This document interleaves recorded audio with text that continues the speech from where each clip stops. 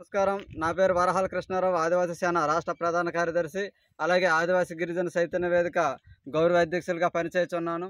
నేడు మన శ్రీకాకుళం జిల్లాలో పాతపట్నం నియోజకవర్గంలో మొట్టమొదటిసారిగా మన ఆదివాసీ బిడ్డ జన్ని సంజీరావు గారు ఎమ్మెల్యేగా పోటీ చేయుచున్నారు. మన ఆదివాసీ రాజకీయ పార్టీ అయినటువంటి గోండువన దండకరణ పార్టీ తరఫున పోటీ చేయుచున్నారు. కాబట్టి ప్రతి ఒక్క ఆదివాసీ ప్రతి ఒక్కళ్ళందరూ కూడా మన ఓటు మన కోసము మన సంజీవ్ అన్నని గెలిపించడానికి ఓటు వేయవలసిందిగా అందరినీ కోరుతున్నాం.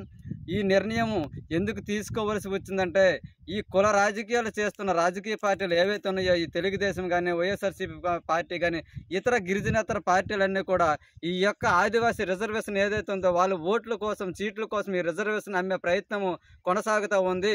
ఇప్పుడున్న పరిస్థితులు చూస్తే బోయ వాల్మీకులను ఎస్టీ జాబితాలో చేర్చడానికి చంద్రబాబు నాయుడు గారు ఒకసారి తీర్మానం చేస్తే, జగన్మోహన్ రెడ్డి గిరిజనులను నమ్మిన ముఖ్యమంత్రి జగన్మోహన్ రెడ్డి 2 సార్లు తీర్మానం చేసి కేంద్రానికి పంపించారు. అంటే ఈ 2 ప్రభుత్వాలకు ఆదివాసులపై ఎంత ప్రేమ ఉందో, ఎంత సిద్ధశుద్ధి ఉందో మీరందరూ గమనించాలా. ఖచ్చితంగా ఈ రెండు ప్రభుత్వాలు కూడా ఈ రిజర్వేషన్ అంతం చేయాలని చూస్తున్నాం. అదే శ్రీకాకుళం జిల్లాలో చాలా సంవత్సరాలుగా ఉన్న సమస్య వడ్డీ వరియా నకిలీ బెంతు వరి సమస్య. వీళ్ళని కూడా ఇప్పుడు ఏదైతే అధికార ప్రభుత్వం ఉందో, జగన్మోహన్ రెడ్డి ప్రభుత్వం ఉందో, వాళ్ళని ఎస్టీగా గుర్తించడానికి ఎన్నో ప్రయత్నాలు చేశారు. ఇందులో కొన్ని భాగమైన మన కంచిలి సోంపేటలో 5 ఎస్టీ సర్పంచ్ స్థానాలు నకిలీ బెంతు వరకు కేటాయించారు. ఇది ఒక్కసారి గమనించాలి.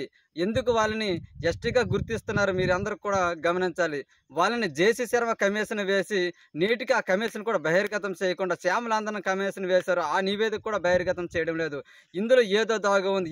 ఈ జిల్లాలో ఉన్నటువంటి వైసీపీ నాయకులు ఎవరైతే ఎమ్మెల్యేలుగా పోటీ చేస్తున్నారో వాళ్ళందరూ కూడా ఈ నకిలీ బెంతు వరియా వడ్డీ వరియా కులం వారికి మద్దతుగా ఉన్నారు. ఆదివాసీ జాగ్రత్త, నీ రిజర్వేషన్ పోతుంది, నువ్వు అంతమవుతావు, రేపటి తరం అంతమవుతుంది.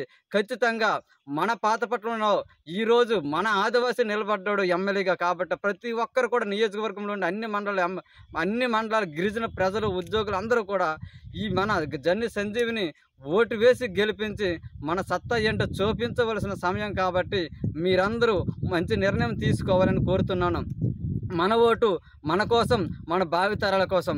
జై ఆదివాసీ, జై జై ఆదివాసీ.